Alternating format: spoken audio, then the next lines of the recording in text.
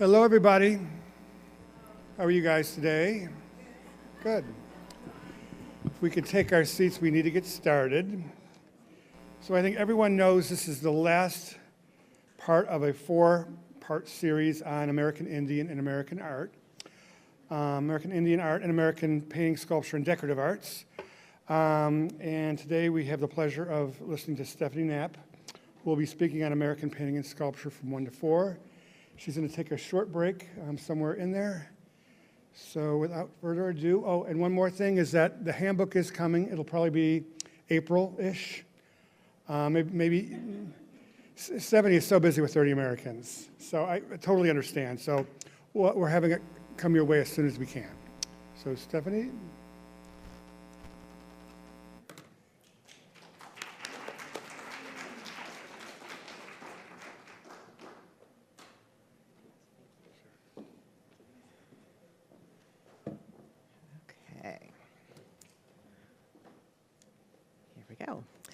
Well, those of you in front of whom I've had the pleasure to stand and speak before know that I always like to make it a practice of just saying thank you as a way of starting, because all of you make the collection come alive, make the museum come alive for all of our visitors.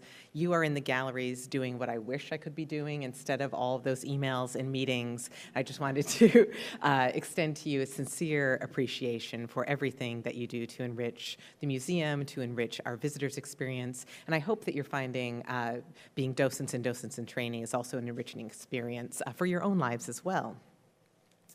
So welcome to an afternoon of American art, I guess your third afternoon of American art.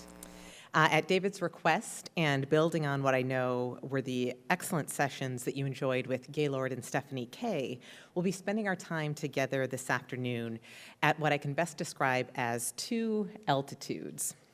So we'll float high above the Nelson Atkins American Art Collection to consider it in its entirety. And you can think about this as the view from maybe 30,000 feet. Or maybe we should bring this down to about 3,000 feet, because I'm not sure any of us would be too safe in our hot air balloon at that height.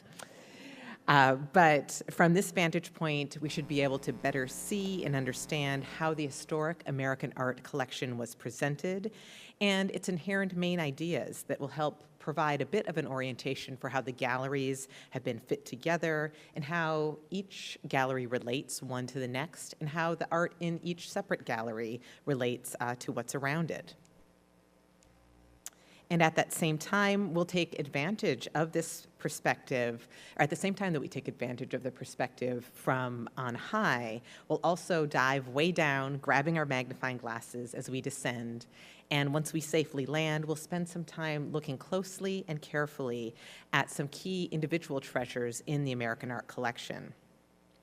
So for many of the pieces in the collection, I'm sure as all of you know, we could spend an hour, 2 hours, 3 hours just carefully dissecting, probing, wondering, and asking why. And we don't have the luxury of that this afternoon, but for those of you for whom this really sounds like bliss, I'd just like to share that we do have a workaround. So unlike the collections of indigenous art or decorative arts, a place where the American art collection does have a slight advantage is that 2-volume catalog of American paintings that was published in 2007. So that is a resource that I hope that you will use early and often.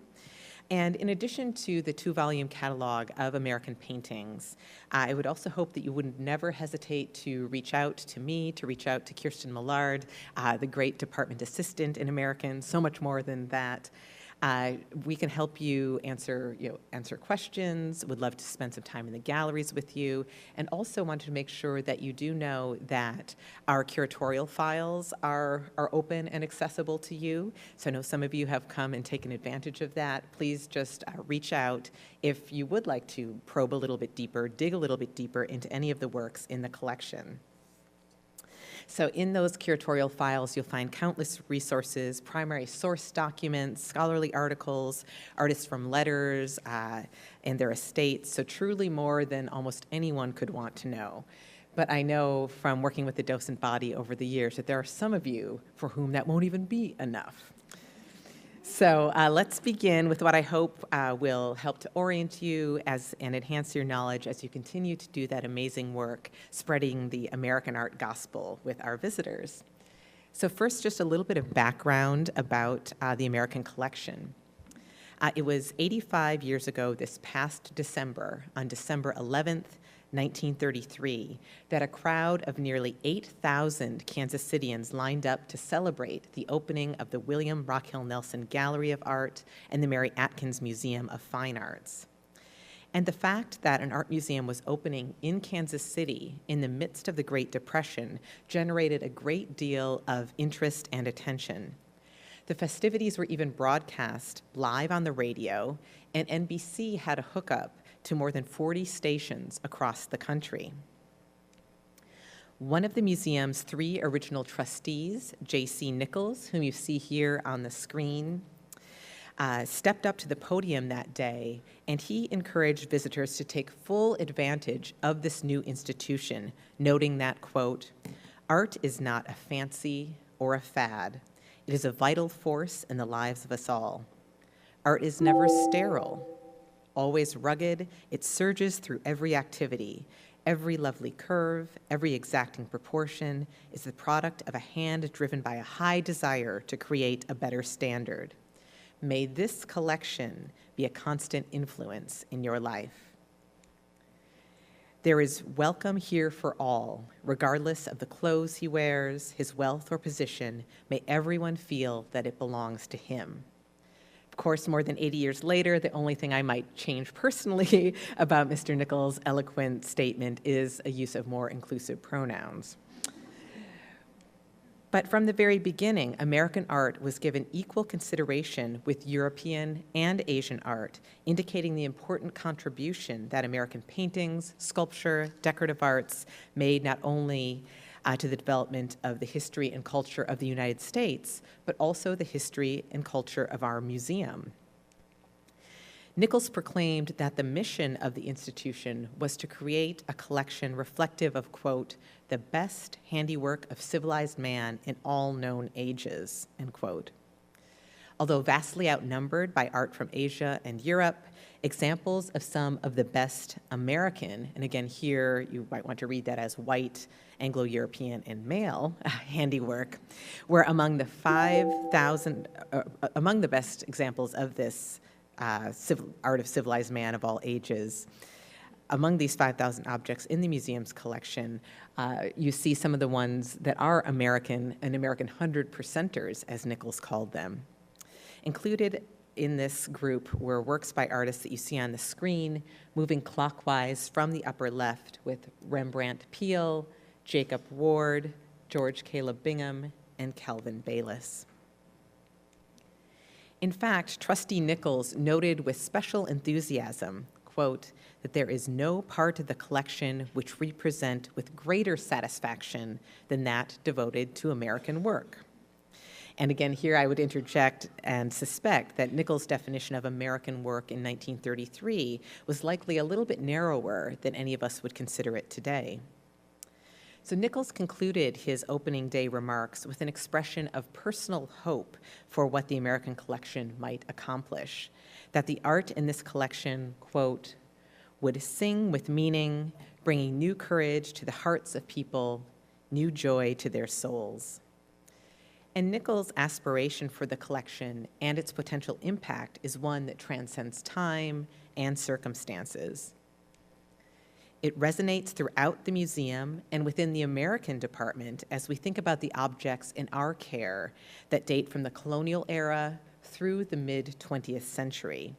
A collection that, as you can see on the screen, includes oil paintings, watercolors, pastels, drawings, prints, miniatures, and sculpture.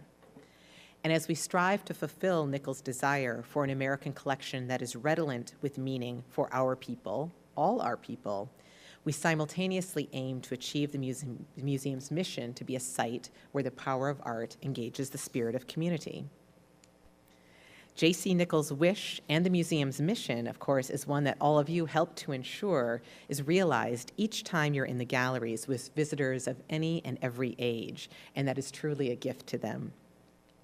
In addition to helping the art in the American collection sing with meaning and bring new joys to the hearts of visitors and new joy to their souls, you also are incredible storytellers. And as all of us know, the American collection tells so many amazing stories, as does the collection of this museum in its nearly 86-year history. These stories include a guest appearance by Whistler's Arrangement in Black and Gray, also known as Whistler's Mother, as you see installed here in Kansas City. Stories also include an early 20th century French sculpture crashing the party of late 18th century American painters at the upper right. Another story is that you see here at the bottom left that part of the current American galleries were once William Rockhill Nelson's study, or the contents of that study were in what is now the American Art Galleries. And here, just want to point out, too, that part of the current American galleries that are no longer were these very much beloved but highly anachronistic period rooms. So I know those of you who have been here for quite some time or have tours with people who fondly remember the Nelson Atkins may ask about these period rooms. And of course, you heard from Stephanie Kay that we only have one, the best one, the most complete and most accurate that is still on view. So as I've said, I know that many of you know stories that I don't know, so I always like to take advantage of these training moments to say, please do reach out, as I've said before, for lunch, for coffee, for just some time in the galleries, because it really does mean a lot to me to hear from you about what you're hearing from visitors, questions you may have, stories you've heard. It truly does influence me as a curator and how I think about the collection. But with all those public service announcements out of the way, this afternoon I am here first and foremost to encourage you to take away two things, if nothing else. So two main messages that I would like you to weave into the fascinating stories that you share about the historic American collection and that you use when you help to make meaning with our visitors. These two main themes are what we've really based the display and interpretation of the Nelson Atkins Historic American Art Collection since the galleries reopened back in early 2009. So the first main message, American art both reflects and shapes the ongoing concern to define America, American identity, or more accurately, identities, plural. American art, despite how it's sometimes deployed in history books or on the History Channel, is not simply a mirror or a record or a response to events or conversations that have animated our nation's history and moved it forward. Yes, it sometimes does function that way, and we could use American art simply as clip art to history, but that's truly selling its awesome power short. And what I mean by this is American art likes to get its hands dirty. It rolls up its sleeves, it affects change. It not only reflects, but it also shapes. So take, for example, John Douglas Patrick's Brutality, painted at the pinnacle of his career in 1888. Brutality, which won a bronze medal when it was exhibited at the Universal Exposition in Paris in 1889, was such a profound and gruesome and stinging indictment of the inhumane treatment of horses on the streets of late 19th century Paris that it fueled the fire and fanned the flames of rage felt due to incidents of equine abuse like the one that Patrick painted. This resulted in the passage of legislation in 1895 to protect both workhorses and cab horses from cruelty, again, from the very sort of brutality that Patrick so vividly and boldly presents in this epic canvas that hangs in the stairwell leading up to the historic American collection.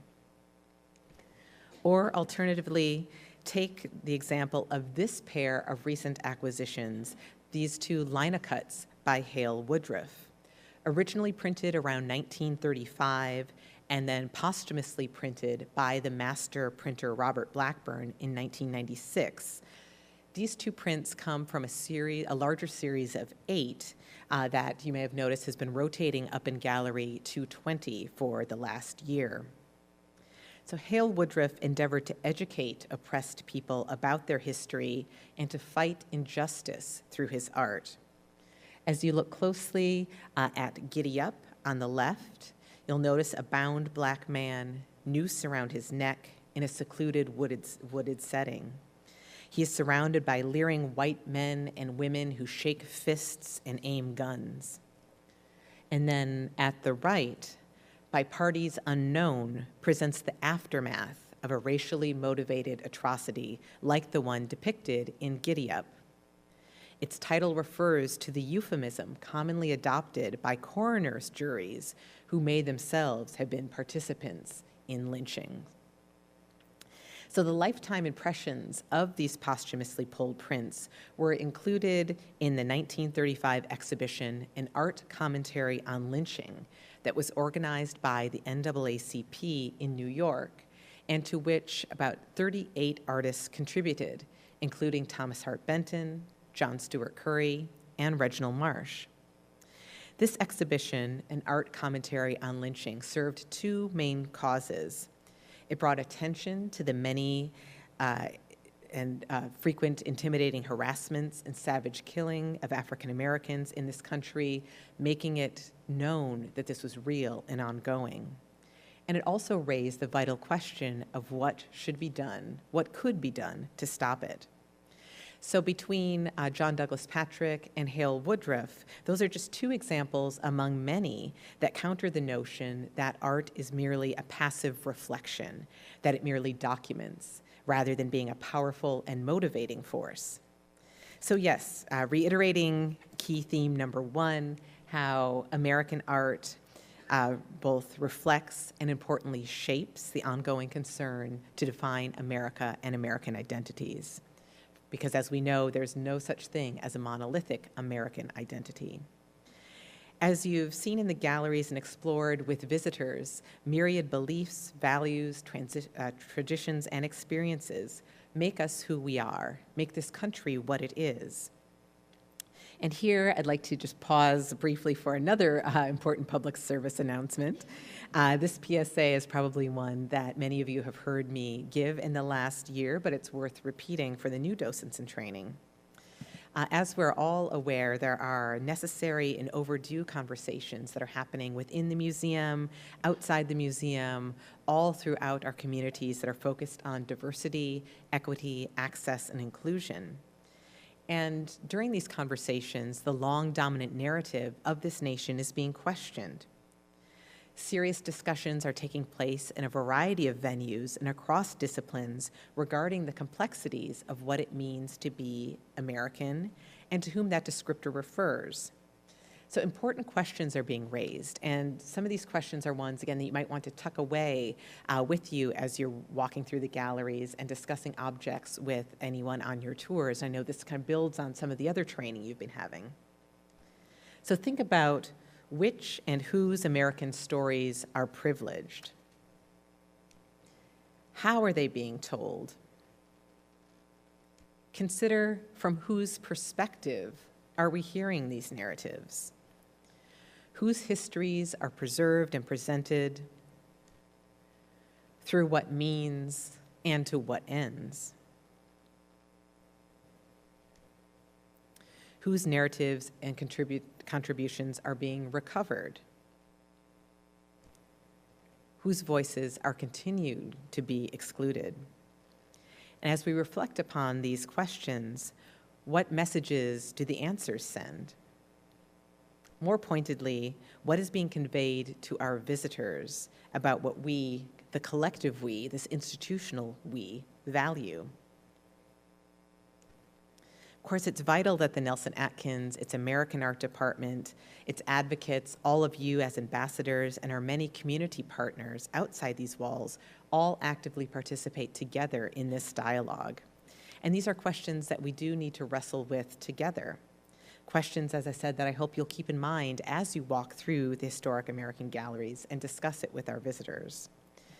And it's important to note here, too, that we by no means want to or need to in any way denigrate or dismiss the incredible collection of American art for which the Nelson-Atkins is held in very high esteem. However, it's important to acknowledge that there still is a great deal of work that needs to be done in order to ensure that this collection can tell a more full, a more complete, a more accurate story of the great art of this nation. A story that's written by many voices and crafted by many hands, hearts, and creative minds. So the collection, as you know, is ever evolving. It's a work in progress, but I hope you'll notice that it is a work in progress that is becoming more inclusive with every year, more rich and more diverse, just as the rest of our museum becomes that way as well. So back to our regularly scheduled program. In addition to the idea that American art both reflects and shapes America and American identities, and hopefully will continue to do that in a broader, more inclusive way. Also, the second theme that I hope you will carry with you as you tour the American galleries is that the art in the historic American galleries was not only vibrant and vital when it was made, but it continues to have power and relevance today and in all of our visitors' lives. So the colonial era or the early 19th century might seem worlds away to someone before they spend some time in the American galleries. But once visitors become acquainted with the art in those galleries with all of you, in galleries 211 and 212, for example, those periods in our nation's history can seem much more immediate and connected to our experiences today, especially when, again, a visitor has you as a guide and facilitator. For example, I'm sure that many of you, in the context of discussing the late 18th century vogue for portraits, have equated John Singleton Copley's painting of Mr. Barrett or Charles Wilson Peele's portrait of the Hall sisters with photographs of family and friends that fill so many homes, personal rooms, lockers, smartphones. And how many of you have had a conversation with teens over William Sidney Mount's Winding Up and had a conversation about early 19th century dating rituals compared to those of the 21st century? So part of the magical and transformational aspect of art, as all of you know, is that allows us to travel through space and time and across cultures. It opens worlds and imaginations and connects us with each other. And you as docents are so instrumental in making that magic happen, in guiding that transformation, in opening those worlds, and in making a space for people to be comfortable connecting art with their daily lives. So now before I review how the American galleries are arranged and then get into some of the key messages that form the basis for each gallery and then discuss some key works, I wanted to address a question that I'm sure you commonly get. We commonly get it in the American Art Department as well. How is the collection and the Historic American Art Department defined? So how is it determined what goes onto the walls of the Historic American Collection compared to the modern collection? And the answer is, in short, that in this museum, American art, historic American art, encompasses art of the colonial era through approximately 1950 or so, give or take a few years. That means, of course, that we're dealing with dead artists, but that doesn't mean that American art is dead. It's alive and well, both in the modern and contemporary galleries, as well as in the historic American galleries, where the stories that art tells remains as fresh and as vital as when it was first made. In fact, the presentation of the American galleries as you see them today is still relatively fresh too. And I use the qualifier relatively here because in the context of the nearly 86-year history of this museum, a reinstallation that occurred back in 2009 is still fairly recent. Beginning about 12 years ago, the American collection of approximately 300 paintings, those handful of sculptures, hundreds of wonderful examples of decorative arts, and prints, drawings, and watercolors was all carefully assessed. And this resulted in the reinstallation of the American galleries, which opened nearly a decade ago in 2009, in April. From knowledge gathered through the act of close looking, an affinity plan or a diagram of relationships like the one you see on the screen was developed to shape the ultimate installation. And if this affinity plan looks a little bit overwhelming and messy, don't worry, it actually is overwhelming and messy. And in order to tame this tangle, former Samuel Salson Curator of American Art, Margie Conrads, whom I know many of you remember well, as well as Catherine Futter, whom all of you know, worked together to devise a thoughtful strategy, how to make sense of all these relationships. They established an organizing principle for the American galleries, this coat rack of sorts on which to hang the art in the American collection. This coat rack or armature structured the collection by time and by place. So first, time.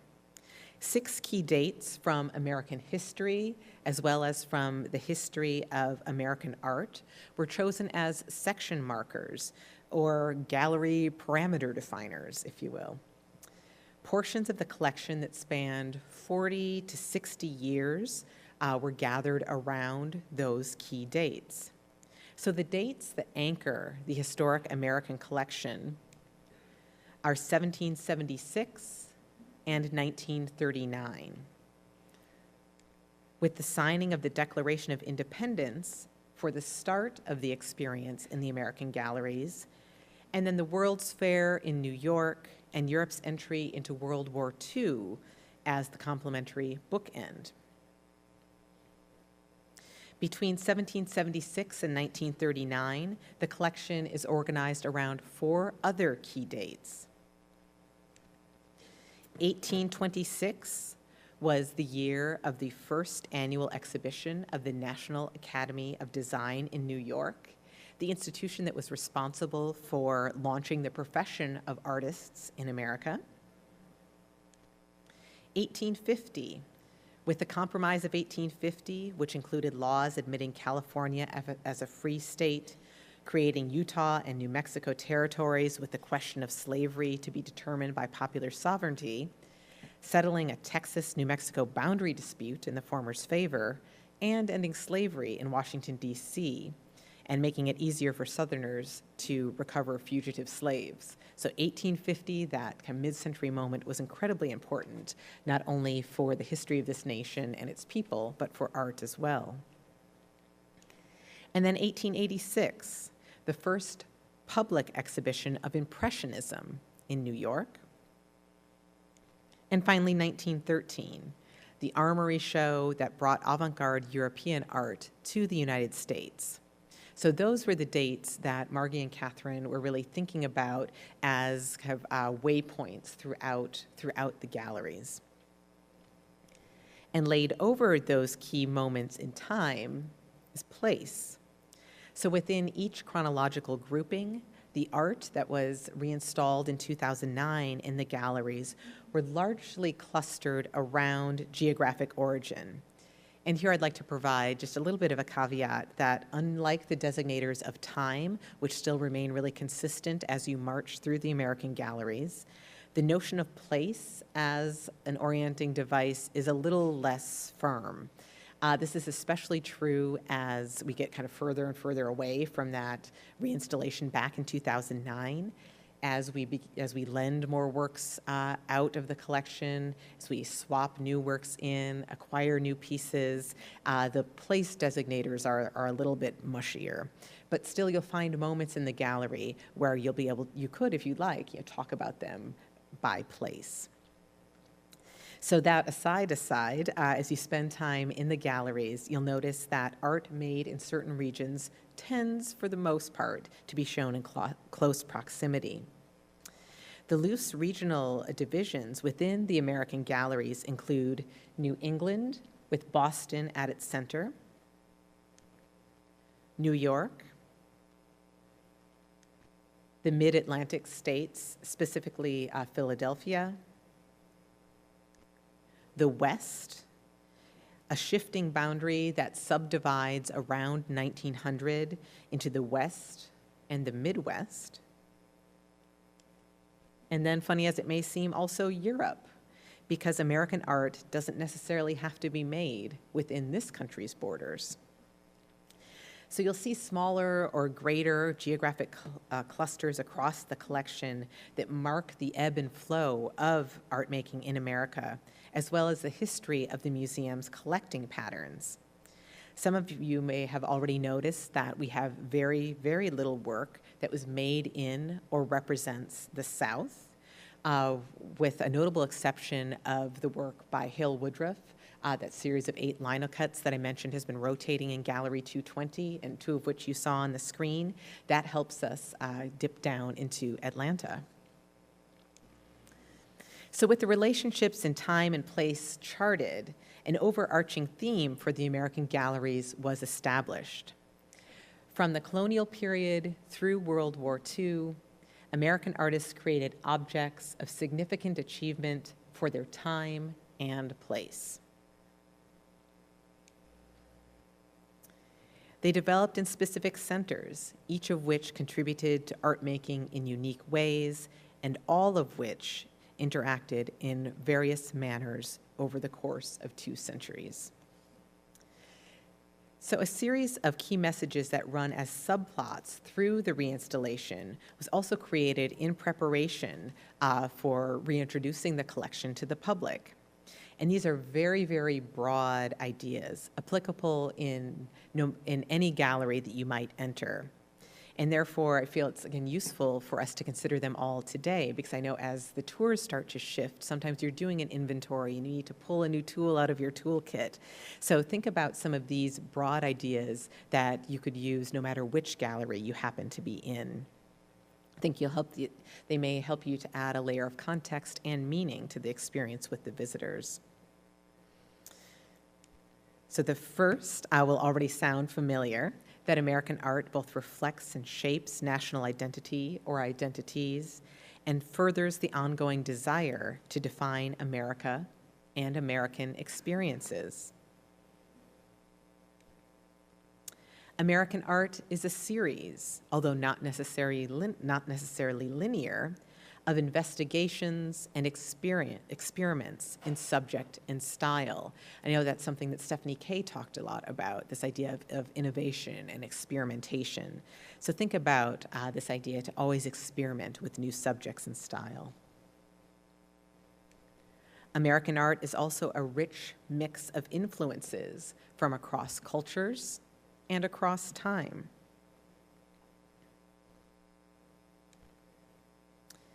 Each object had a specific meaning for its maker and contemporary audiences connected to the cultural, social, political, economic milieu of its location, of origin, and its time.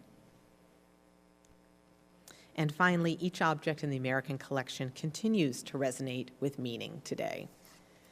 So for those of you who felt like you've heard enough and you've got it all, oops, you could just go and give amazing tours, I think, just based on those big ideas solely. But now that you have a little bit of the lay of the land, generally speaking, I'd like to walk through each of the American galleries with you. And in addition to those overarching key messages I just shared that could be broadly applicable no matter which gallery you're in, each of the galleries does explore multiple other points directly related to the art within those galleries that help flesh out the story of American art. And if you ever get stumped, which I doubt many of you ever do, but if you ever do, we do have, of course, the text panels on the wall that not only reiterate some of the big key messages, but that also provide along the lower edge a timeline of key contextual events. So it's with these key ideas and some key works in each gallery, including some important new acquisitions, that we'll spend the rest of our time together this afternoon. So as I've said before, we can't cover every object in the galleries, not even close, even within the course of 3 hours. So consider this just a teaser to whet your appetite for the treasures that make up the American collection. And again, rest assured there are many other resources besides our time together today for you to really feel like you have a good grasp of the collection. from the 2007 catalog to our curatorial files to Kirsten to me. It's always our pleasure to help fill in some gaps. So let's travel now virtually upstairs to the first gallery in the historic American Suite, or the first two galleries, Galleries 211 and Galleries 212. These galleries tell a story that you might call From Colonies to Country. And that story is about a time when America was moving from being a series of British colonies to becoming a country with its own identity that again was shaped and reflected by American art. Paintings and decorative arts, as you heard from Stephanie Kay, drew on European traditions, but also upon ideas and ideals of the new nation, ideas and ideals of life, liberty, and the pursuit of happiness. So paintings were luxuries, which is a really key point to make. They were luxuries that usually only adorned the homes of the elite. And portraiture was almost the exclusive subject of these early paintings.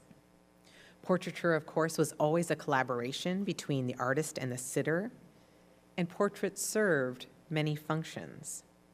They didn't just document in quotes, a likeness. Instead, they chronicled lives, marked and secured social position, projected a real and sometimes imagined sense of self, and they also often served a national interest. So let's take just a few moments to look more closely at two of the paintings that I know get a good deal of use on your tours. John Singleton Copley's portraits of Mr. John Barrett and Mrs. John Sarah Barrett, painted around 1785.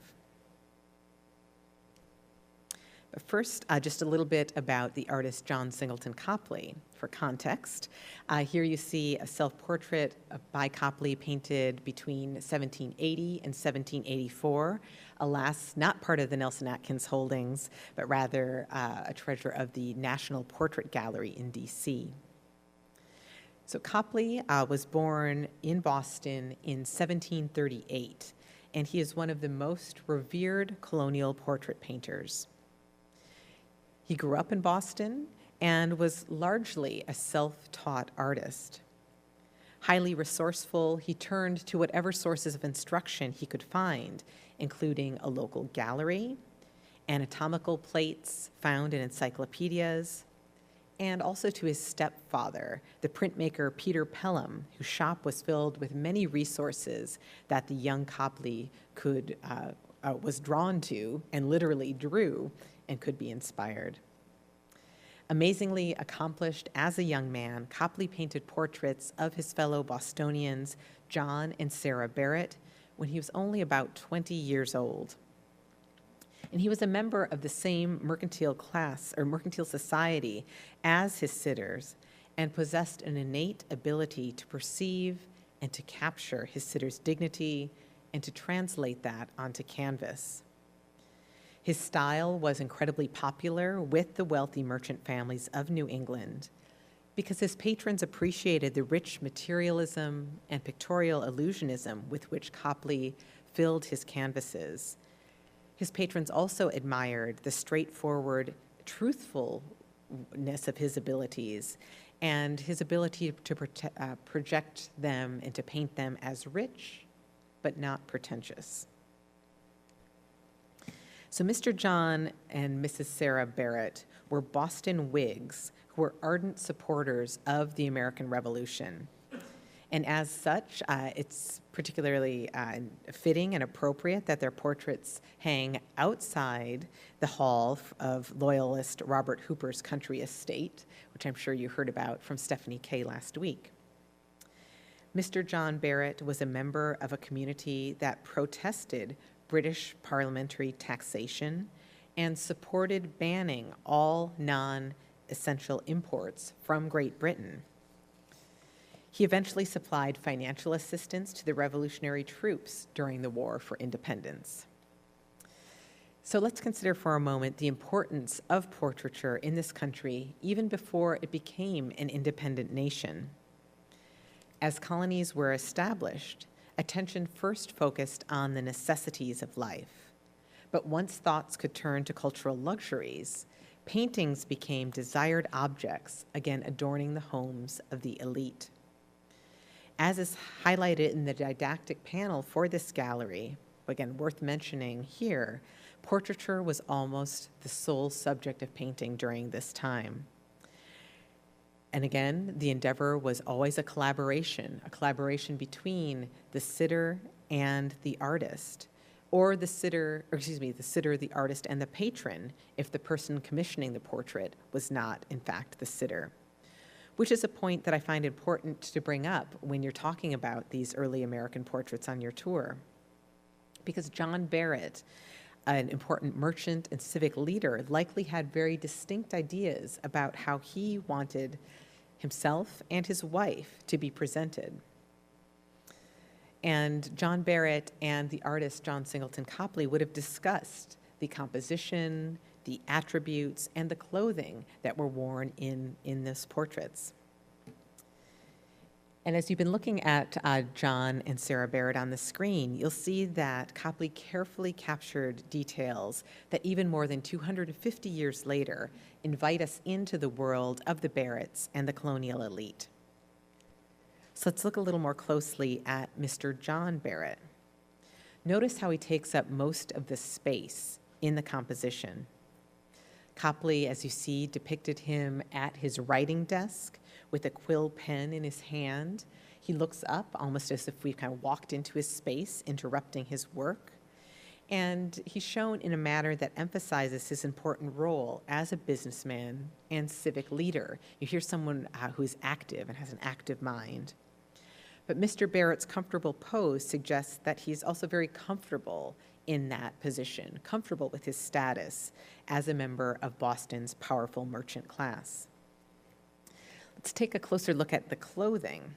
You'll see that Mr. Barrett wears a rich yet restrained brown wool suit and also a powdered wig.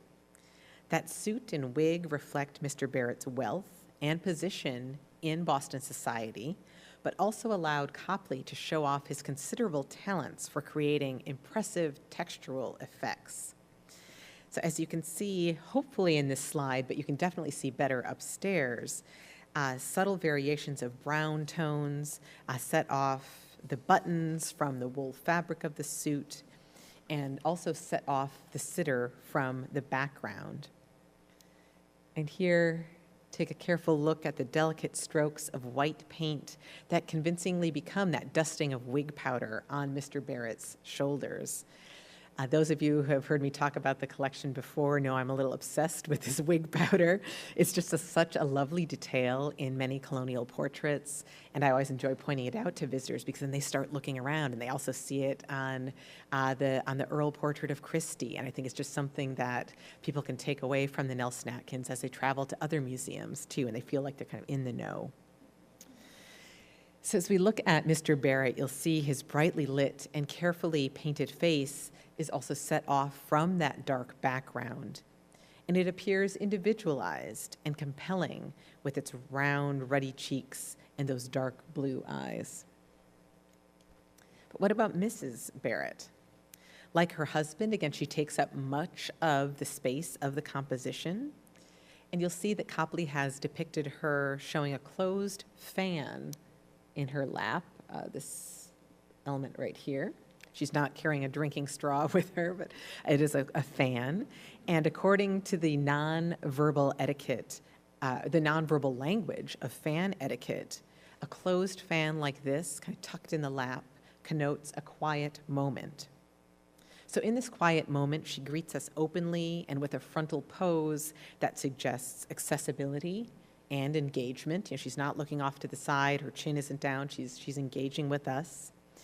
But at the same time, she presents and possesses an appropriately reserved demeanor, appropriate for a woman of her status. And you'll notice that she's seated between kind of this imaginary landscape and a classical column. And as I'm looking here, I'm wondering if we might be able to dim the lights just a little bit so we can see the details in the slides a bit more. Thank you. So she's positioned between this imaginary landscape and also the column in a way that creates this ideal vision of colonial womanhood. And she also appears in her role as a domestic matron. Of course, she married John Barrett back in 1731, and the couple went on to have 11 children. Now, just like the portrait of her husband, Mrs. Barrett's rich brown damask dress, her lace collar and her sleeves and the blue ribbons all convey status. And at the same time, they're evidence of Copley's ability to paint a dazzling variety of textures.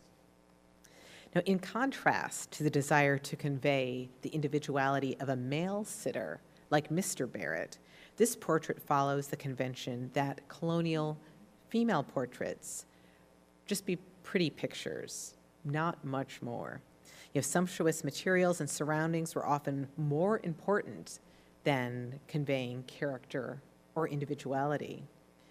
And I should mention here, too, that Mrs. Barrett's individuality is even further compromised by the fact that her face has been largely repainted following damage to the canvas. So that kind of contributes to this mask-like appearance of her face and further diminishes that individuality.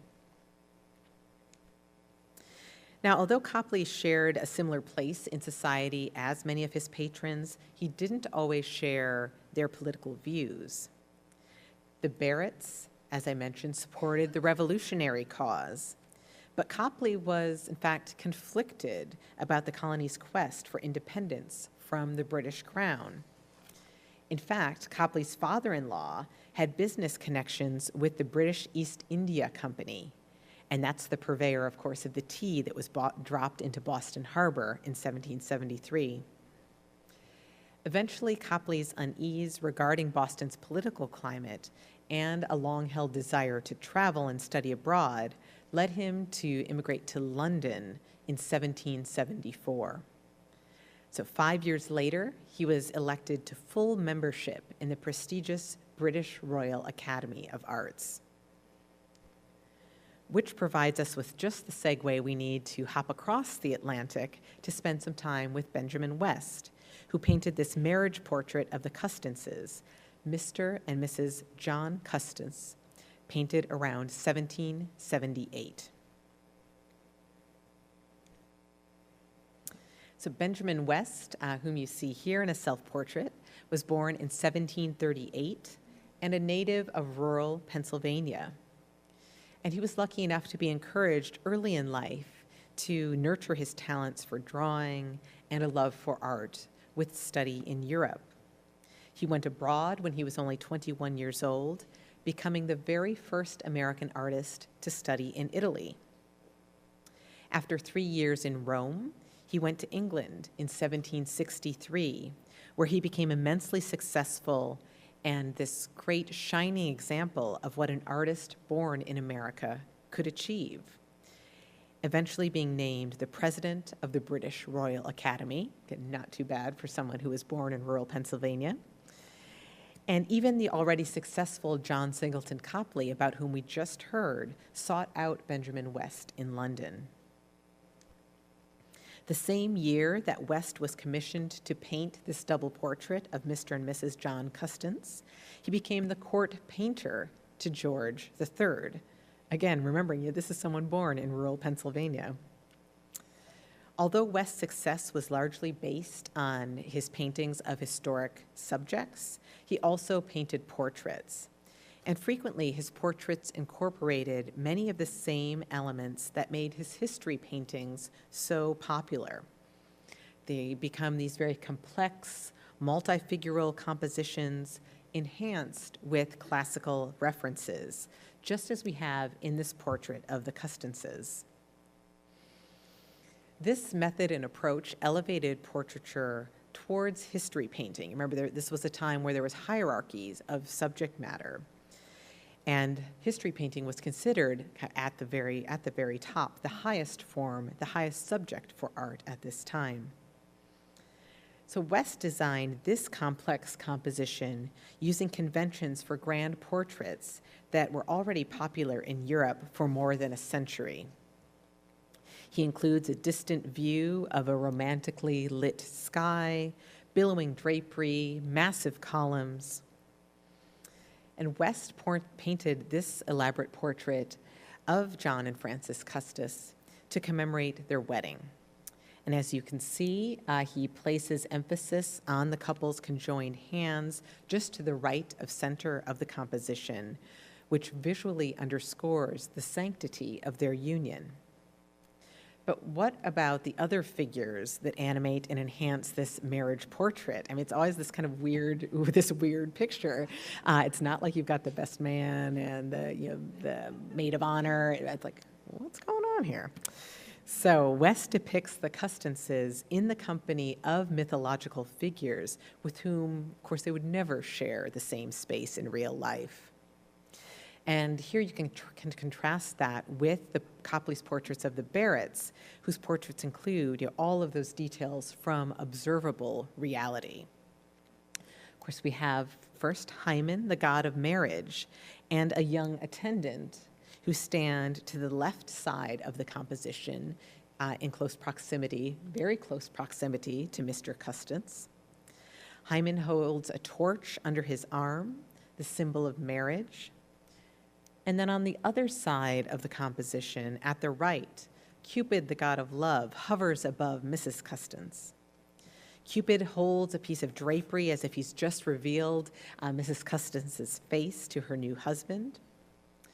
And to the 18th century viewers, the presence of these mythological figures that may look a little strange to us today elevated the image from mere portraiture towards something that had a deeper allegorical meaning. The presence and attendance of these mythological figures, again, not only underscores the sanctity of the Custances' vows and speaks to the rising popularity of affectionate, not just practical unions. So it allows Hymen and Cupid's presence allows West to suggest intimacy, but in an acceptable way. And throughout the American galleries, you can even think ahead to Persephone, you'll see that mythology, gods and goddesses, they can cover a multitude of what some might consider sins. So, however, in the presence of these mythological figures and their meaning, not everyone felt great warmth or affection or intimacy when they were looking at this painting. In fact, when the painting was first shown at the Royal Academy in 1779, one critic thought that Mr. Custis, he appeared very fine and in good and glowing health, but really this critic was pretty troubled by Mrs. Custis. The critic said, quote, "She looks as if she's been taken out of a tomb where she'd been deposited by mistake and where she had stiffened and grown cold." So I know some of you have heard me say this before when we go through and talk about contemporary reaction to paintings. I always think, oh, it's got to be really rough if you're the sitter and you're reading a review of a painting that depicts yourself, to hear your husband is, glowing and alive and full of health, and you look like you were just pulled out of a tomb. I mean, that's some harsh stuff. I think people worry about social media these days, but criticism at this moment was pretty harsh too. But despite this kind of criticism, it was because of the elaborate paintings like the marriage portrait of Mr. and Mrs. Custis that West London Studio became a training ground for generations of artists. So the other side of Gallery 211 tells the story of promoting Republican values. And as the United States became firmly established as a country, the development of a national culture was crucial. The visual arts contributed to a sense of nationhood, giving it pictorial representation. That desire for art that was identifiably national was connected to an expansion of subject matter during the 1800s. I'm sure you've experienced this. You look at one side of Gallery 211 at all of those portraits, at all those faces. You turn to the other side, and suddenly you see so much more. You know, portraiture, of course, continued to be popular, but you also start to see landscapes, still lifes, genre subjects, those scenes of everyday life. All of these emerged as new subjects in the early 1800s. If John Singleton Copley was the leading American portrait painter, then William Sidney Mount can be considered the most important creator of early American genre painting during the first part of the 19th century. William Sidney Mount, whom you see here on the screen in this self-portrait painted around 1831-32, was born in 1807 and born and grew up in rural Long Island, today the suburbs of New York, but back then it was a full day's travel from New York City. By the mid-1820s, Mount was among the first generation to take classes in the newly established National Academy of Design in New York. At first, he painted biblical stories because those subjects, again, were considered to be among the best subjects for art, but he didn't get much fulfillment in that. And around that same time, he also realized he wasn't getting much fulfillment living in New York City. So he went home to rural Stony Brook, New York, where he not only discovered a way of life that felt right to him, but also he discovered subject matter that felt right to him. Simple, homey scenes of everyday life, often rural everyday life, like the Nelson Atkins Winding Up. So Winding Up was painted in 1836, and it's a great example of a storytelling scene in which Mount captured what many of the nation's citizens felt represented America at its best. And paintings like this made Mount famous. So to whom did these paintings appeal? Like, who was buying them up that made Mount so famous? Who was finding appeal in these humorous, wholesome images? His patrons were mostly men who had been born in the country and then who later went on to become successful business people in the city. In fact, we know that Winding Up was painted for a man who made his fortune in banking and real estate in New York City, but had fond memories of his family's simple country roots and the pleasant aspects of country living, rather than the more difficult realities associated with the trials and stresses of urban life. Which gets right to the appeal of this kind of image at this point in this nation's history. Paintings like Winding Up seem to deny or ignore, or just completely forget, look the other way, ignore the impact of the Industrial Revolution and how cities were becoming dusty and dirty and crowded as a result, even already in the early decades of the 19th century when this painting of rural courtship was made. Now, Mount and other genre painters very carefully planned their paintings. Using meticulous brushwork, Mount composed Winding Up similar to a theater set. The figures themselves actually mimic popular stage characters of the day. The seated man, for example, is known as a Yankee Jonathan, a recognizable country bumpkin type who was a frequent character in comedic theater and literature of the 19th century. You'll see that his hat remains on his head even indoors. His handkerchief, very uncouth, is like poking out of his pocket. Even his posture isn't the most elegant.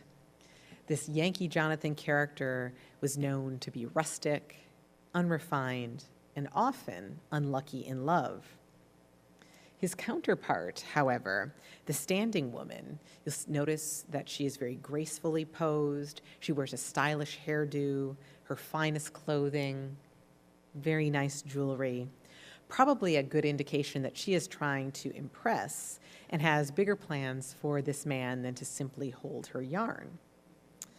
Her comportment is too precious, too rare, too fragile to risk life on the road. It's truly a work of art in and of itself, something that we were able to highlight when the painting does go out on loan, safe in its own travel frame, and we keep the frame here on the gallery walls as you see it in this slide. This frame is known as a cassetta type, or a little box. And Church adapted the cassetta type frame from Italian Renaissance models and made it a little bit more complex so that it accentuates the effects of the painting's plunging perspective. I mean, you really do feel like you're looking into or through a window. Notice the series of kind of nested coves or these recesses that create pockets of shadow that alternate with projecting bands of molding. That's something else that catches the light and creates an accurate, or creates this visual rhythm that helps to lead you in to the canvas.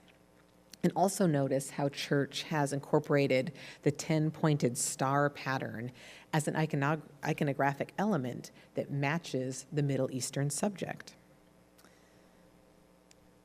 Okay. Of course, Church wasn't the only artist trading this contemporary vogue for so-called exotic or foreign subjects. Gallery 216 is also home to paintings like Jasper Francis Cropsey's Stonehenge, painted in 1876, and Thomas Moran's Venice, the Grand Canyon with the Doge's Palace, painted between 1888 and 1889. And here, I'm sorry, I'm going to fast forward over these two amazing paintings so we can look at what else was happening. We have this lure of, again, that quote-unquote exotic and the international. But at the same time, that artists like Cropsey or Moran were finding inspiration abroad, many American artists remained rooted, developing careers painting nostalgic, homegrown subjects. Artists like Eastman Johnson, who painted "Thy word is a lamp unto my feet and a light unto my path." "Thy word is a lamp unto my feet and a light unto my path" was painted by Johnson between 1878 and 1881. Johnson, whom you see here on this carte de visite, was born in 1824, the son of Maine's Secretary of State. He studied art in Europe in the 1850s, where 17th century Dutch painters of everyday life greatly influenced him. So unlike William Sidney Mount, who's like, no, never seen it, Eastman Johnson thoroughly embraced Dutch genre pictures. After he returned to the United States in 1855, he specializes in scenes of rural life, which enjoyed wide acclaim during the increasingly industrialized America. And Johnson's talents even earned him the nickname, the American Rembrandt. Johnson's "Thy word is a lamp unto my feet and a light unto my path" represents Christian virtue and a simpler bygone era in light of the tumultuous changes of modern life: rapid industrialization, urbanization, influx of immigrants, increasing internationalism. This is a painting for people who just want to say, whoa, slow down.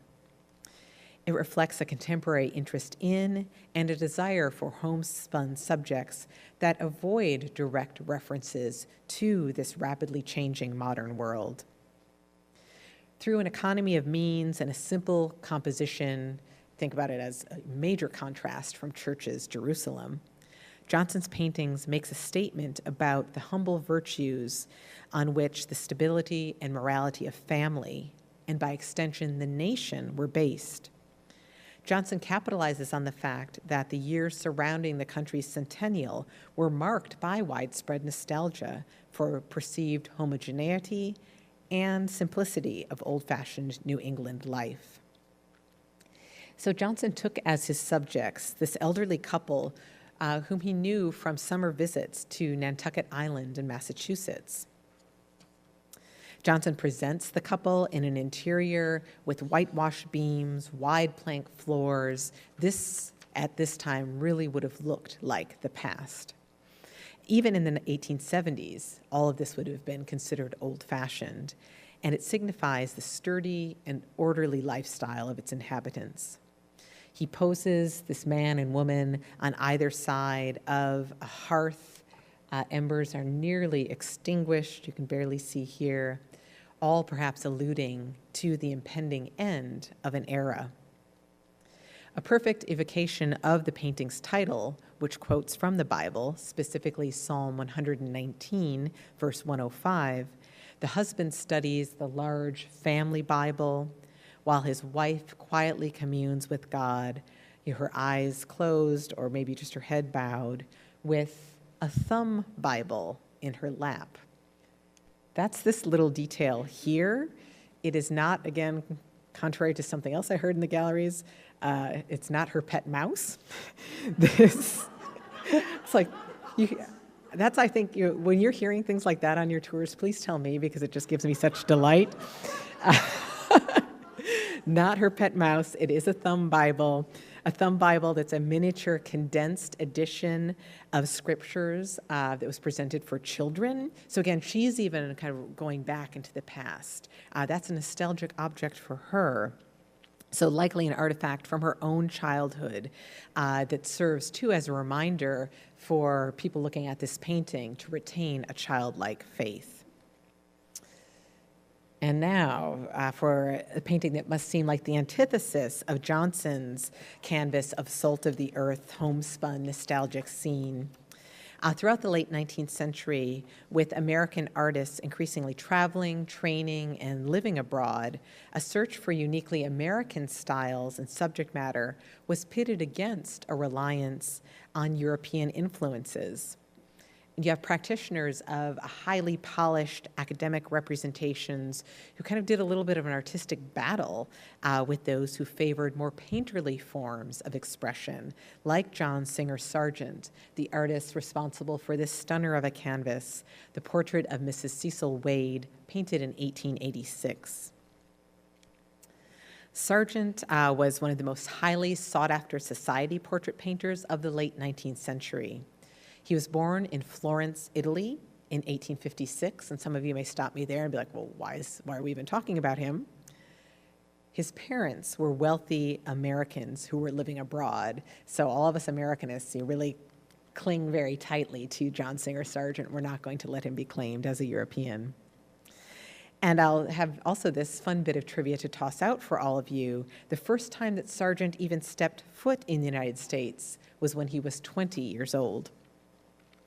So he honed his artistic talents through travel with his parents, through academic training in Florence and in Rome and in Paris.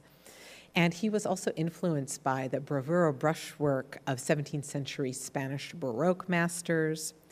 All of these things combined and led Sargent to develop a very keen eye and the fluid painterly brushstrokes that would come to be his artistic calling card.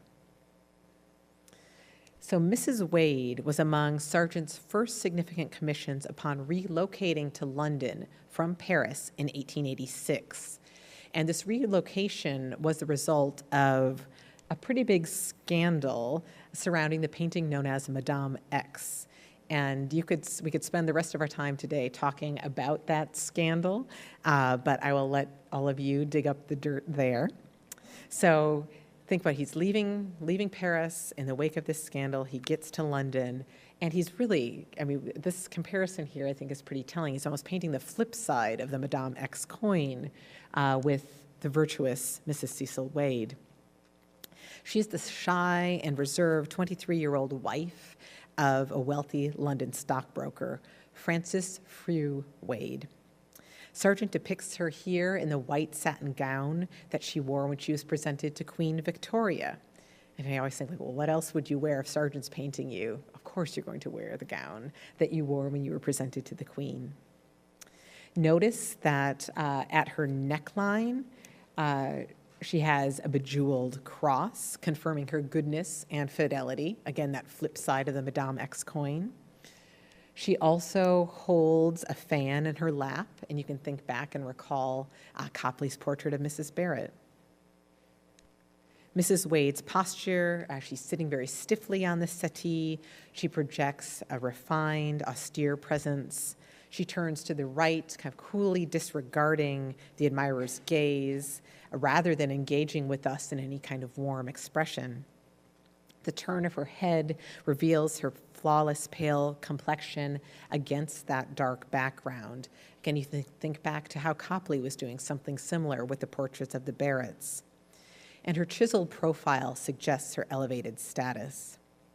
The setting in which she's ensconced is that spacious drawing room of her London townhome, filled with luxurious items.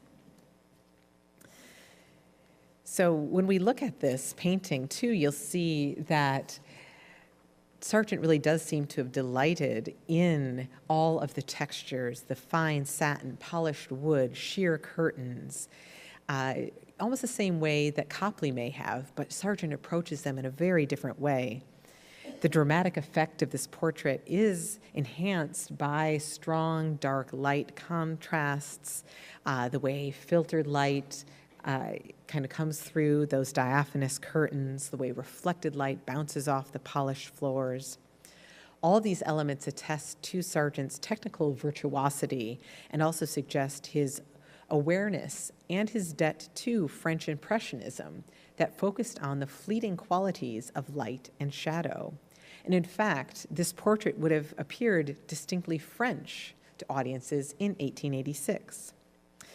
Before we leave Mrs. Wade, just like we did with the Custances, I would like to share just a couple of contemporary critical responses. So Sargent's virtuosity and skill, of course, were frequently acknowledged in critical reviews. Some called this a portrait of the most dashing sort, but not everyone praised the portrait or appreciated Sargent's fluid approach to the brushwork and his selective description of detail.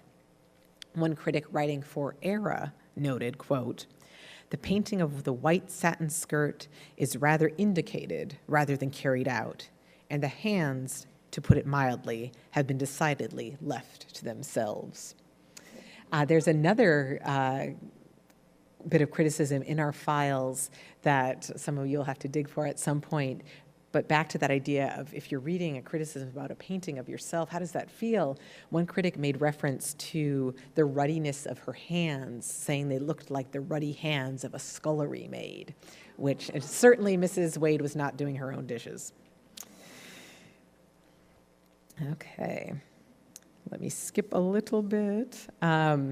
Before we leave Gallery 216, I want to share just a little bit about another painting in that gallery of a solitary young woman in an elegantly furnished aesthetic interior. This theme of aesthetic interiors was incredibly popular at the turn of the century in the United States, and you see an aesthetic interior presented in Childe Hassam's Sonata, painted in 1893. So women often turned away from the viewer, contemplating a beautiful object, fingering an instrument, or reading a book, served as emblems of leisure, of class, and of taste. Qualities increasingly associated with American women of upper class status and within the private realm of the domestic interior.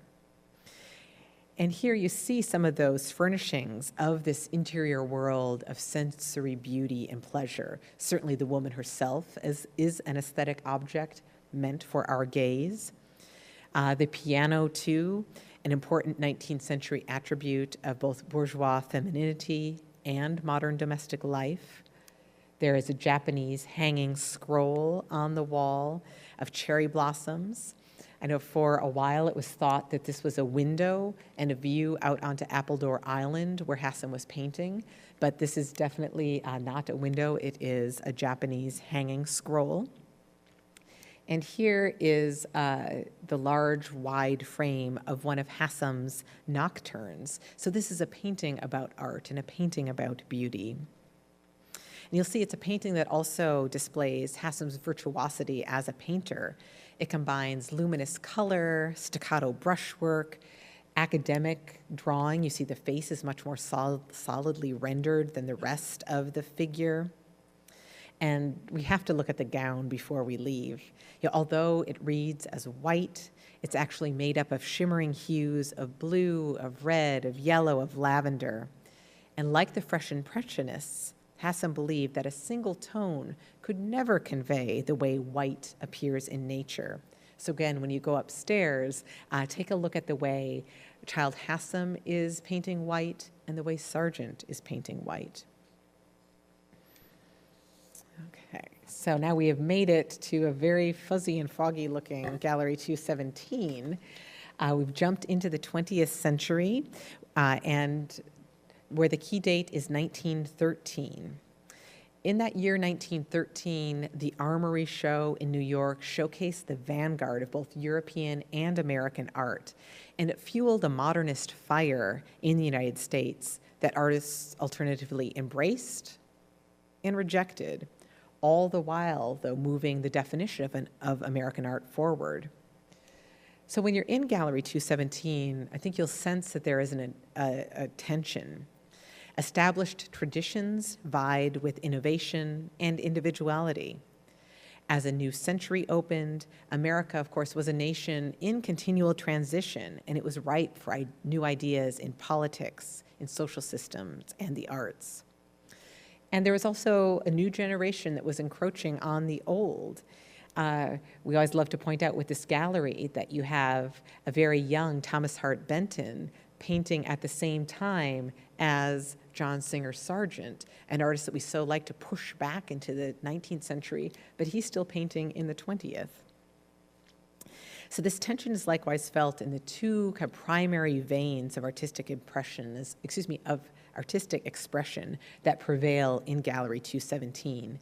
The realism of the quote-unquote Ashcan school, rooted in democratic urban experience, and then more European modernism that verges on abstraction.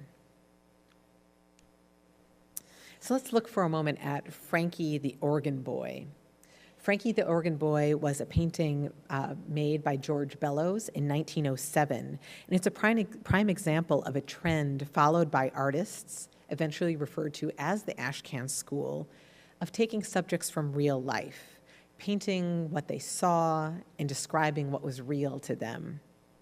And you can think about the Ashcan School artists like Bellows as painting art for life's sake rather than art for art's sake. So Child Hassan, Sargent even, that's more art for art's sake, but Bellows, that's art for life's sake. Okay, just a little bit about Bellows. He was born in 1882 in Columbus, Ohio, attended Ohio State University, where he's a talented basketball player, baseball player, yearbook artist. In 1904, he goes to New York to study, and he finds a mentor in one of America's leading proponents of realism, Robert Henry. And here I'm just showing you one of the Henrys that's in the museum's collection. Robert Henry encouraged his students like Bellows to seek out subjects in the active modern world around them. And it didn't take long for Bellows to absorb those lessons and also to master the broad, slashing brushstrokes and fluid flow of paint on canvas that was also championed by Henry. All of this is evident in Frankie the Organ Boy. You'll see that Bellows recruited the model for this painting from the dilapidated neighborhood around his Broadway studio in Lower Manhattan. Lower-class children like this young boy greatly appealed to Bellows as subjects due to his interest in and commitment to portraying the dynamic and maybe more rough aspects of American urban life. Now, Bellows identifies Frankie in the title as an organ boy, suggesting that the sitter may have been an organ grinder, an illegal street trade that was often taken up by immigrants. However, a detail in the picture might suggest an alternative narrative. That round nickel-plated badge on his lapel is a sign of a youth who has a work permit, most likely a permit to sell newspapers. Selling newspapers was a common profession for working-class boys around the turn of the century. And work permits would have been granted to boys who were between ages of 10 and 14, who spoke English fluently, who passed physical and mental exams, were enrolled in school, and followed a strict curfew. So that can kind of flip maybe the street urchin notion that many apply to Bellows' subjects. Let's look at Frankie's pose and appearance for just a bit. The pose is usually reserved for kind of elegant subjects of high society, painted on a grand scale and dressed in a suit, seated in this large chair. He looks like a youthful, energetic monarch, perched on maybe a kind of modest throne. But despite his pose and the accoutrements, Frankie's gangliness and awkwardness prevails. There's something about his face that some have described as going a bit awry. His eyes bulge, his ears seem a bit too big, his grin is kind of crooked, his hands appear overly large. All of this is evidence, though, that Bellows didn't want to sentimentalize his subjects. And it also demonstrates his interest in individual children as opposed to generalizations. So individual children with their own personal quirks and their own stories. Here, Bellows gives Frankie the dignity that he deserves, while also suggesting kind of the gritty urban life that he represents. And what of Bellows' technique? The artist, of course, was known for painting his subjects in a direct and immediate manner, rather than striving, as I said, for any kind of idealism. And you see all throughout the canvas these very rapid, energetic brushstrokes. Bellows also challenged himself to paint black on black. And again, you'll see much better upstairs than you do here in the projection, but you'll see these incredible subtle variations of tone, subtle variations of black that allow him to convey the folds and fabrics of Frankie's ill-fitting jacket. And the way Bellows mastered black and its rich variety of tones is worthy of the old masters, painters like the Spanish artist Diego Velázquez or the Dutch artist Frans Hals.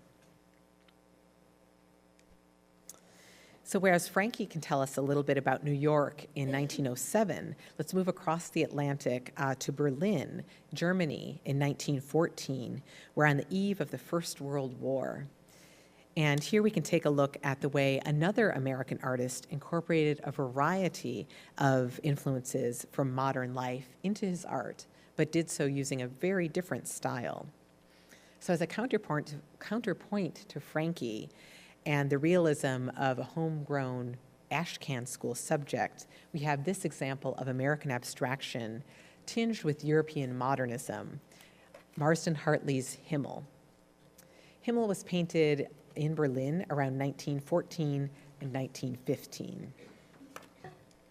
And I think in the interest of time, I'm going to kind of skip over more of the artist's biography because that's easily accessible to you, just letting you know that Hartley was known as the painter of Maine, where he was born, but he also had a pretty peripatetic existence. He's in Paris in 1912, Berlin by 1913, and he becomes captivated by the city of Berlin. And he was witnessing in 1913 the city's elaborate preparations for the First World War. He becomes enthralled with the pomp and the pageantry in this thoroughly industrial cultural center where he would paint Himmel. Himmel is one of those true masterpieces of American modernism, and it's one of several canvases that Hartley painted in response to World War I. He was thrilled, as I mentioned, by Berlin's energetic modernity and sought to portray it through a striking combination of abstract forms and referential signs that he observed. So let's walk through just a few of the painting's formal qualities. First, what might strike you is this kaleidoscopic array of flat, brightly colored forms in white, yellow, red, blue, and green that animates the painting, and again, sets it off against the dark background. You'll see that a lot of the painting's elements seem to be kind of clustered tightly around its center and then explode out to the edges, even exploding past the edges of the canvas to include the painting's frame. And Hartley's frame is so integral to the composition as a whole. It's another one of those frames like that around the church that is incredibly important. Believe it or not, some of Hartley's painted frames have become divorced from their paintings and have been lost. So we're really fortunate here to have Himmel in its original painted frame. So when he was painting, Hartley was inspired by a vast array of influences. And you first might think it's just a decorative canvas, but no, there were things that he was thinking about when he was painting this work.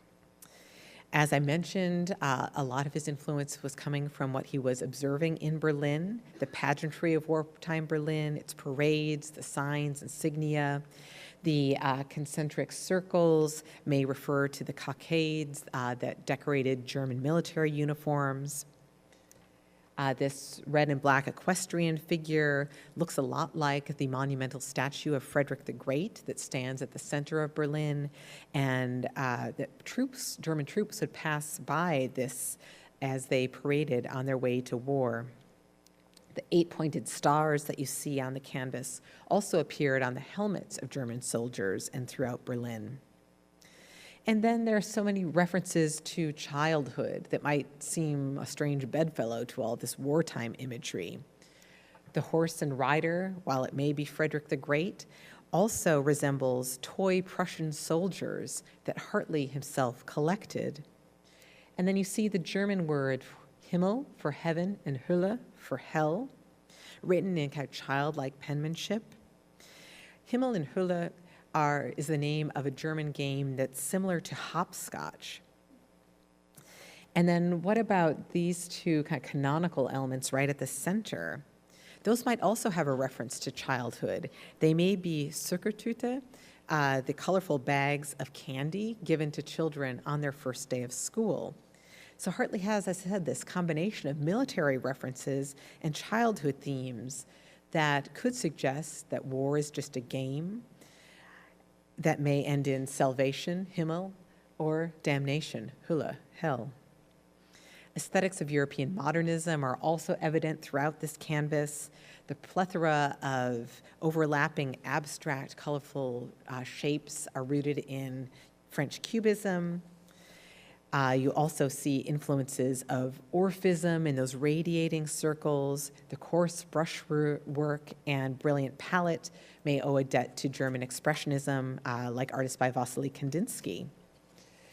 And then thinking about this work in the American galleries, I'd also like to talk about how it could relate to Hartley's interest in non-European art, in particular American Indian art, that he first became interested when he saw displayed in great variety in German museums. So many of the brightly colored geometric forms, such as these concentric discs, are similar to patterns found in American Indian designs. Likewise, this orb with these radiating lines and this kind of zigzagged element may suggest an American Indian headdress or even a shield, while these elements here that we were reading as Zuckertüte, or those sugar cones, also call to mind American Indian beadwork. So there's so much ink that has been spilled about the signs and the symbols that Hartley put together in this kind of cornucopia of imagery. But despite so many theories, in 1916, Hartley himself wrote, quote, "The forms are only those which I have observed casually from day to day. There is not any hidden symbolism whatsoever in them. They are merely my notion of the purely pictorial." Okay, now I know we only have about a half hour left, so I'm going to skip over Nodelman, as lovely as his standing girl is, to get us into the American West. So we'll take heed here of Horace Greeley's directive made in 1865 to go west. And American artists, as you know, from time in this gallery, responded to the West in many, many different ways, ranging from poetic landscapes and nostalgic reveries to astute reflections on the contemporary nature and character of the region. This is a place by 1890 that the Department of Interior had declared closed. Based on census data, said, nope, the frontier is closed. There's no more for us to see. Of course, all of this is based more on fiction than on fact. So I would like, I think, based on, let's see, when you had training with Paku, did you talk about the Fraser? Did that come up? Okay. Okay, so we'll jump over Frederick Remington Hustel's Watching the Column. And Marla and I were just speaking during the break that if there's a desire, we could maybe look at filling in some of these gaps maybe later this fall, because I feel badly for like teasing something and jumping over it, or we can have a conversation at another point. But let's look at how this artist, James Earl Fraser, tackled a subject that was very, very popular at this period in time. This notion that American Indians were a vanishing race, or that they had simply been pushed to the brink, over the brink. There are all of these paintings that show indigenous peoples kind of hovering and clustered right at the edge of the Pacific Ocean, getting hit with the spray of the waves. So how does James Earl Fraser tackle this theme? This is his End of the Trail, a bronze sculpture that was modeled in 1894 and cast, this particular version was cast in the 20th century in 1918. And it's an image that I'm sure you've seen, appears on postcards, on mugs, on t-shirts, belt buckles. It is truly a deeply ingrained image in American popular culture. But first, just a little about the artist. James Earl Fraser was born in 1876 in Winona, Minnesota. His father was an engineer for the Northern Pacific Railroad, which was a key agent in westward expansion. And Fraser grew up on the plains near current-day Mitchell, South Dakota, where he was exposed to frontier life and indigenous peoples who were being pushed further and further west and being confined to reservations. Can't leave the biography bit without sharing that some of you may even have a piece of James Earl Fraser sculpture in your own pockets. In 1913, he designed the well-known Buffalo Head Indian nickel, a piece that was put out again, reprised in 2001 as a commemorative coin. So this is something, if you are working with the Fraser on any tours, and if you have an Indian head or Buffalo Head nickel, slip it in your pocket, because that's a cool thing to bring out on a tour. So End of the Trail is Fraser's poignant tribute to Native cultures that did have great devastation brought upon them by government neglect and aggression. And as you can see, the subject is a Native American figure wrapped loosely in a buffalo robe. He's slumped forward upon his weary horse. The pair literally appears to be at the end of the trail. You see that slumped posture evokes exhaustion and resignation, head bowed forward as if in defeat, spear point dips to the ground. The position of the horse's legs are almost as if it's come to a sudden halt, perhaps at the edge of a cliff. The wind whips the horse's tail forward through its back legs, again, almost threatening to blow the pair over the rocky brink. Having spent part of his time as a youth in South Dakota in the 1880s, Fraser was particularly concerned about the plight of the Plains Indians. As a boy, he had contact with a number of the members of the Lakota tribe, as well as with pioneers. And an aging frontiersman once commented to him that American Indians were doomed to be driven ever westward and ultimately to the Pacific Ocean. Again, so that's part of kind of this American narrative. This early memory of the artist combined with the words of a poem by Marion Manville Pope, and both deeply impacted Fraser. So you see the words of Pope's poem on the screen. The trail is lost, the path is hid, and the wind that blows from out the ages sweeps me on that chill borderland where time's spent sands engulfed lost people and lost trails. Sympathizing with the tragic plight of American Indians and their forcible removal from lands they had occupied for centuries, in 1953, Fraser himself commented, quote, "The thought so impressed me that I couldn't forget it. In fact, it created a picture in my mind which eventually became the end of the trail." And I think there are many questions that can be posed when one contemplates the end of the trail. Is it a reverent ode to what in 1890s parlance was referred to as, quote, the vanishing Indian? Is it a poignant metaphor for the effects of subjugation and displacement in the name of progress? Or given its enduring popularity, does Fraser's End of the Trail resonate more broadly and stand for an emblem, a nostalgic emblem for the loss of the frontier and all that it embodied? Okay. We're going to zip to the world of tomorrow now, Gallery 220, where New York, a far cry from the West, becomes the center of the American art world. So, of course, American artists were working west of the Mississippi, but during the early 20th century, New York did play a very key and prominent role. Of course, American art continues to express the character of this country's people and a deeply rooted nationalism. Events during the interwar period, such as the Great Depression and the Dust Bowl, as well as isolationist tendencies leading up to World War II, led proponents of regionalism, including Thomas Hart Benton, to advocate that American art should focus on family, on labor, and on the rural landscape, especially that of the Midwest, all as emblems of America. Okay.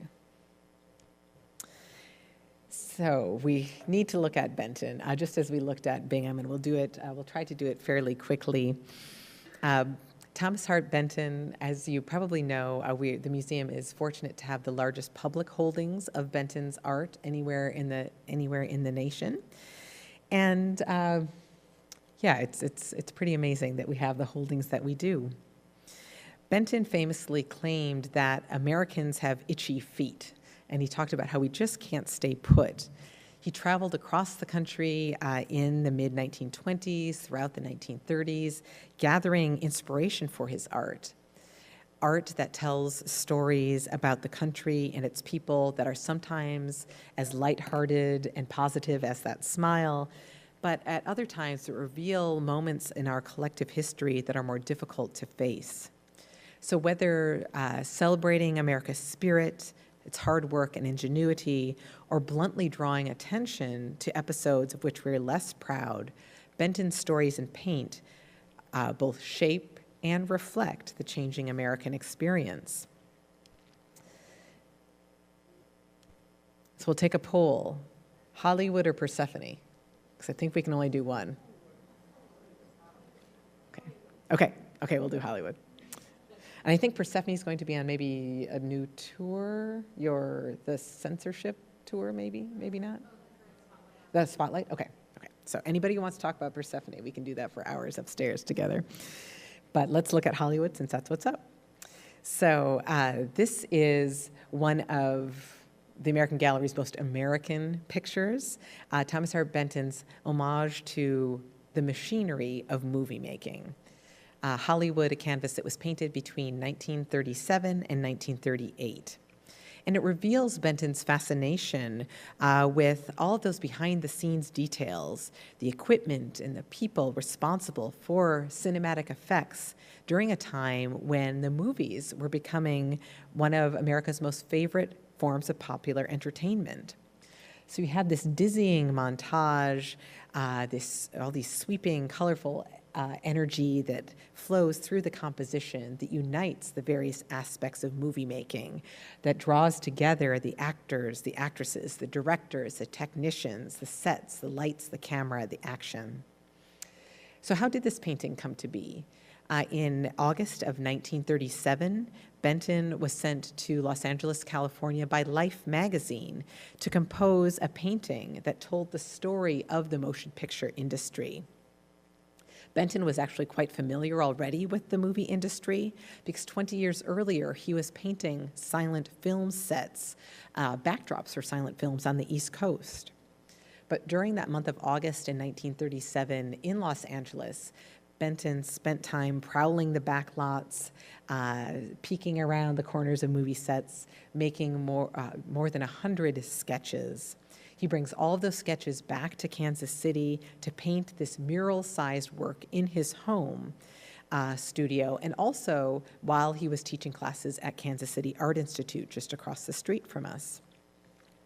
So as you see, in Hollywood, Benton selects details that highlight the artifice of the film industry and throw a spotlight on the hard-working people behind the scenes that make what appear on the silver screen seem so effortless. We can't miss, of course, the figure in the center, the quintessential platinum blonde starlet of the period, posed as a modern goddess under that classically inspired arch, worshipped by a dapper leading man. Some believe that Benton may have intended this figure to evoke the Kansas City-born Jean Harlow, who, at the time this painting was made, had recently died at age 26. In the background, you see the set for the movie musical In Old Chicago, this big budget extravaganza about the Great Fire in Chicago in 1871 that was filmed when Benton was in Hollywood. Just below, we get a vignette that allows us to peep into a dressing room where hairstylists are hard at work and actresses primp before a mirror or pass the time reading newspapers. And then swinging over to the left, kind of the antithesis of this big budget Hollywood musical, we have what look like pretty rudimentary stage sets for a melodrama, much less extravagant than what we see happening in Old Chicago. Well, how was this painting received when it made its debut? Although it's one of the treasures of the Nelson Atkins collection, Benton went through all of this careful preparation to create it. Hollywood was not at all what Life magazine was anticipating. Its editors wanted Benton to capture Tinseltown's glamorous side, the good life, the national fairy tale, limousines, movie stars, swimming pools. Instead, Benton's depiction of the ins and outs of movie making, again, the machinery of movie making, was not what Life's editors expected at all. And they rejected the painting for those reasons, and also because they thought that it was just too risque for publication in their family magazine. Ironically, because Benton always seems to come out on top, in 1938, when the painting was shown at the Carnegie International in Pittsburgh, it won a prize, and Life magazine had a tradition of always publishing the prize winners. So Hollywood, in all its risqueness, does make it into that family publication. Okay, we're going to skip by, speaking of risque, we'll skip by Persephone here. And okay, now we have some decisions to make. We made it to our last gallery, Gallery 219, also part of this World of Tomorrow, a gallery where you see that we're continuing to find artists who are approaching America from many different ways, many different angles, finding symbols of America in many different things. Some are painting in an abstract mode or nearly abstract mode, like Georgia O'Keeffe. Others are clinging to realism. We only have about 15 minutes left, and I think it is important for us to, in preparation for welcoming home a recent acquisition, we're going to skip over O'Keeffe and Dove, and I'm happy to come to the galleries with any of you. We could talk through these pictures. We'll be skipping over the recent acquisition of Helen Torr's Improvisation from 1929 that really pushes these galleries forward into abstraction and adds another woman to the collection, which is something that we felt was very important to do. But in order to welcome home, here we go. In order to welcome home an important, relatively recent acquisition, I think we are going to skip forward and take our last few minutes to consider the painting that you see here on the screen now. This is a painting by Charles White entitled Goodnight, Irene. It's not in the American Paintings catalog, so for those of you for whom this is your first docent training session, I hope that you'll feel like this is a good way to spend our last few minutes. So Charles White's Goodnight, Irene that you see on the screen, painted in 1952, the only work that I'm showing today that is not currently hanging in the galleries. As I mentioned, we're going to be welcoming it home. It's been out on loan in a major traveling retrospective celebrating the work of this African-American artist, organized by the Art Institute of Chicago, opened last summer, went to the Museum of Modern Art in New York, and is currently at the Los Angeles County Museum of Art, where it will be on view until June 9th. So if any of you are fortunate enough to be traveling to LA, please do go see this picture. I was able to see the show in Chicago and at MoMA, but I don't think I'm going to get out to LA, so I'd love to see some installation shots if you get there. So shortly after June 9th, it will be headed back on a truck to Kansas City, and we're not going to waste a moment. We'll want to get it back up on the gallery walls in Gallery 220, where it's been sorely missed. So as become our tradition, we'll take just a little bit of time to tell you about Charles White. Charles White was born in 1918, raised on the south side of Chicago. While he was still a boy, his mother would drop him off at the library on her way to work. And during one of his marathon reading sessions at the library, Charles White discovers the book, The New Negro, and it was a book that changed his life. Edited in 1925 by Elaine Locke, The New Negro focused on voices of celebrated African Americans. And of The New Negro, White said, quote, "This book opened my eyes because I never realized the Negro people had done so much for this world of culture, that they had contributed so much to the development of America," end quote. And perhaps most important to White, The New Negro included illustrations by Aaron Douglas.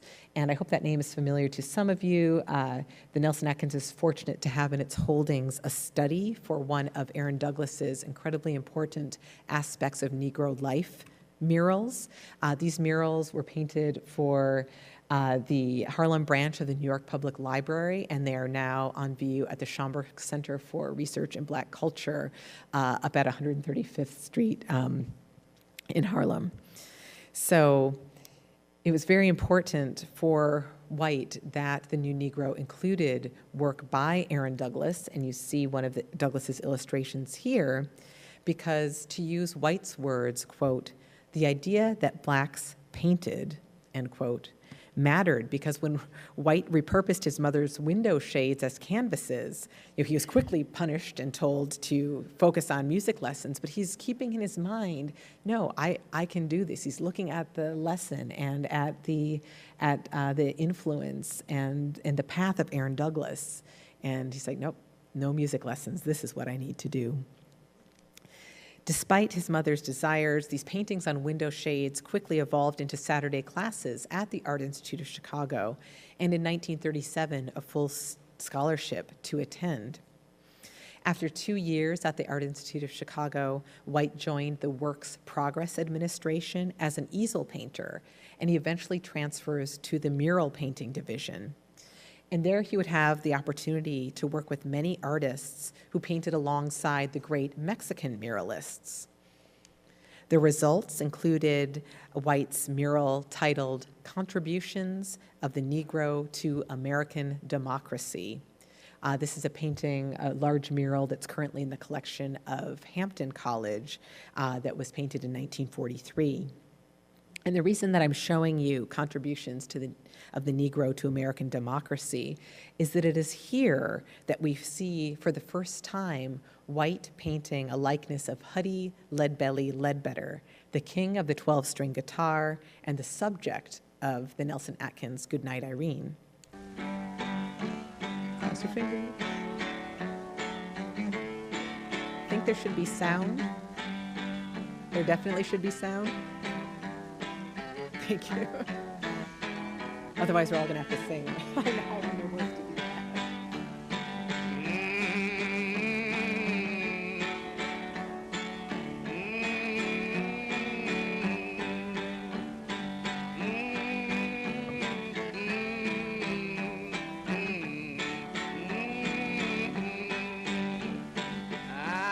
Irene, good night. Irene, good night. Good night, Irene. Good night.